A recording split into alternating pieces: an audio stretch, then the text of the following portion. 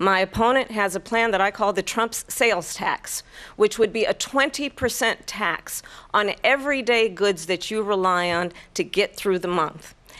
Economists have said that that Trump sales tax would actually result for middle-class families in about $4,000 more a year because of his policies and his ideas about what should be the backs of middle-class people paying for tax cuts for billionaires. President Trump, I'll give you 2 minutes. First of all, I have no sales tax. That's an incorrect statement. She knows that. We're doing tariffs on other countries. Other countries are going to finally, after 75 years, pay us back for all that we've done for the world. And the tariff will be substantial in some cases. I took in billions and billions of dollars, as you know, from China. In fact, they never took the tariff off because there was so much money they can't. It would totally destroy everything that they've set out to do. They're taking in billions of dollars from China and other places. They've left the tariffs on. When I had it, I had tariffs, and yet I had no inflation. Look, we've had a terrible economy because inflation has, which is really known as a country buster. It breaks up countries. We have inflation like very few people have ever seen before, probably the worst in our nation's history. We were at 21%, but that's being generous because many things are 50, 60, 70, and 80% higher than they were just a few years ago. This has been a disaster for people, for the middle class, but for every class. On top of that, we have millions of people pouring into our country from prisons and jails, from mental institutions and insane asylums, and they're coming in and they're taking jobs that are occupied right now by African Americans and Hispanics, and also unions. Unions are going to be affected very soon. And you see what's happening. You see what's happening with towns throughout the United States. You look at Springfield, Ohio. You look at Aurora in Colorado. They are taking over the towns. They're taking over buildings. They're going in violently. These are the people that Xi and Biden led into our country, and they're destroying our country. They're dangerous. They're at the highest level of criminality, and we have to get them out. We have to get them out fast. I created one of the greatest economies in the history of our country. I'll do it again and even better. We are going to get to immigration and border security during this debate, but I would like to let Vice President Harris respond on the economy here. Well, I would love to. Let's talk about what Donald Trump left us.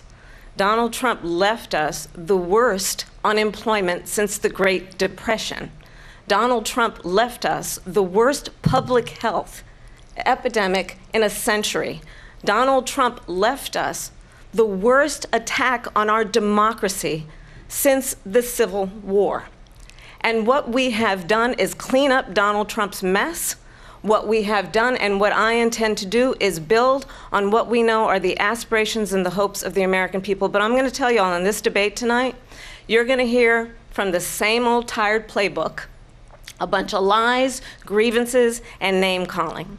What you're going to hear tonight is a detailed and dangerous plan called Project 2025 that the former president intends on implementing if he were elected again. I believe very strongly that the American people want a president who understands the importance of bringing us together, knowing we have so much more in common than what separates us. And I pledge to you to be a president for all Americans. President Trump, will give you a minute here to respond. Number one, I have nothing to do, as you know, and as she knows better than anyone, I have nothing to do with Project 2025. That's out there. I haven't read it. I don't want to read it purposely. I'm not going to read it. This was a group of people that got together. They came up with some ideas, I guess some good, some bad. But it makes no difference. I have nothing to do. Everybody knows I'm an open book. Everybody knows what I'm going to do. Cut taxes very substantially and create a great economy like I did before. We had the greatest economy. We got hit with a pandemic. And the pandemic was not since 1917, where 100 million people died, has there been anything like it. We did a phenomenal job with the pandemic. We handed them over a country where the economy and where the stock market was higher than it was before the pandemic came in. Nobody's ever seen anything like it. We made ventilators for the entire world. We got gowns, we got masks, we did things that nobody thought possible. And people give me credit for rebuilding the military. They give me credit for a lot of things, but not enough credit for the great job we did with the pandemic. But the only jobs they got were bounce back jobs. These were jobs bounce back, and it bounced back and it went to their benefit. But I was the one that created them. They know it, and so does everybody else. Vice President Harris, I'll let you respond. So Donald Trump has no plan for you. And when you look at his economic plan, it's all about tax breaks for the richest people. I am offering what I describe as an opportunity economy, and the best economists in our country, if not the world, have reviewed our relative plans for the future of America. What Goldman Sachs has said is that Donald Trump's plan would make the economy worse, mine would strengthen the economy. What the Wharton School has said is Donald Trump's plan would actually explode the deficit. 16 Nobel laureates have described his economic plan as something that would increase inflation and by the middle of next year would invite a recession. You just have to look at where we are and where we stand on the issues. And I'd invite you to know that Donald Trump actually has no plan for you because he is more interested in defending himself than he is in looking out for you. That's just a soundbite. They gave her that to say. Look, I went to the Wharton School of Finance, and many of those professors, the top professors, think my plan is a brilliant plan. It's a great plan. It's a plan that's going to bring up our worth, our value as a country. It's going to make people want to be able to go and work and create jobs and create a lot of good, solid money for our country. And just to finish off, she doesn't have a plan. She copied Biden's plan, and it's like 4 sentences. Like run, spot, run. 4 sentences that are just, oh, we'll try and lower taxes. She doesn't have a plan. Take a look at her plan. She doesn't have a plan. Mr. President, I do want to drill down on something you both brought up. The Vice President brought up your tariffs. You responded, and let's drill down on this, because your plan is what she calls is essentially a national sales tax. Your proposal calls for tariffs, as you pointed out here, on foreign imports across the board. You recently said that you might double your plan, imposing tariffs up to 20% on goods coming into this country. As you know, many economists say that with tariffs at that level, costs are then passed on to the consumer. Vice President Harris has argued it'll mean higher prices on gas, food, clothing, medication, arguing it costs the typical family nearly $4,000 a year. Do you believe Americans can afford higher prices because of tariffs? They're not going to have higher prices. What's going to have, and who's going to have higher prices, is China and all of the countries that have been ripping us off for years. I was the only president.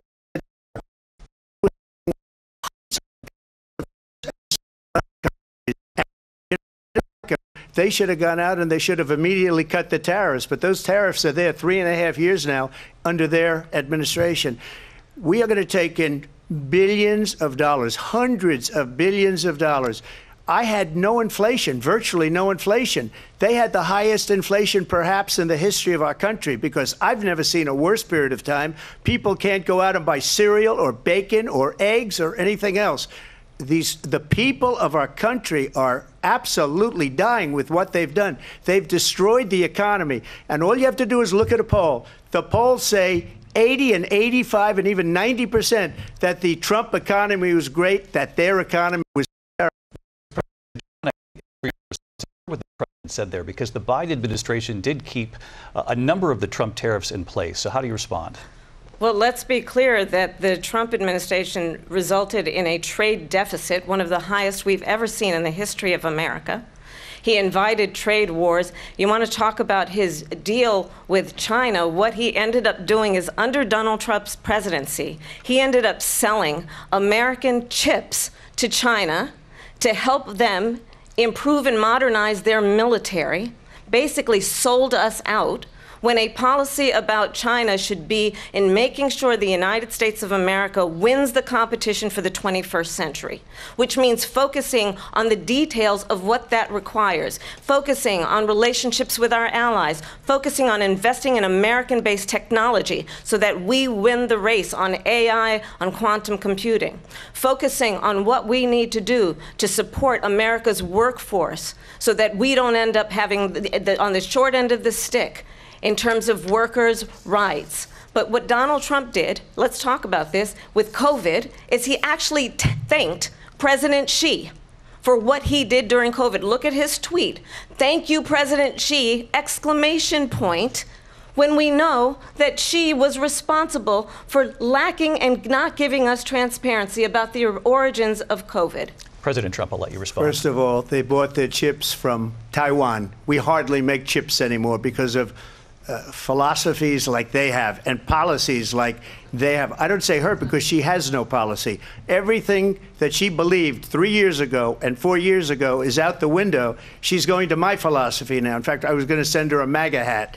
She's gone to my philosophy. But if she ever got elected, she'd change it. And it will be the end of our country. She's a Marxist. Everybody knows she's a Marxist. Her father's a Marxist professor in economics, and he taught her well.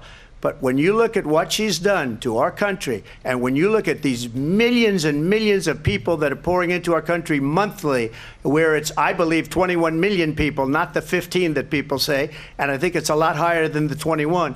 That's bigger than New York State pouring in. And just look at what they're doing to our country. They're criminals. Many of these people coming in are criminals. And that's bad for our economy, too. You know, you mentioned before, we'll talk about immigration later. Well, bad immigration is the worst thing that can happen to our economy. They have, and she has, destroyed our country with policy that's insane. Almost policy that you'd say they have to hate our country. President Trump, thank you. Lindsay? I want to turn to the issue of abortion. President Trump, you've often touted that you were able to kill Roe v. Wade. Last year, you said that you were proud to be the most pro-life president in American history. Then last month, you said that your administration would be great for women and their reproductive rights. In your home state of Florida, you surprised many with regard to your 6-week abortion ban because you initially had said that it was too short. And you said, quote, I'm going to be voting that we need more than 6 weeks. But then the very next day, you reversed course and said you would vote to support the 6-week ban. Vice President Harris says that women shouldn't trust you on the issue of abortion because you've changed your position so many times. Therefore, why should they trust you? Well, the reason I'm doing that vote is because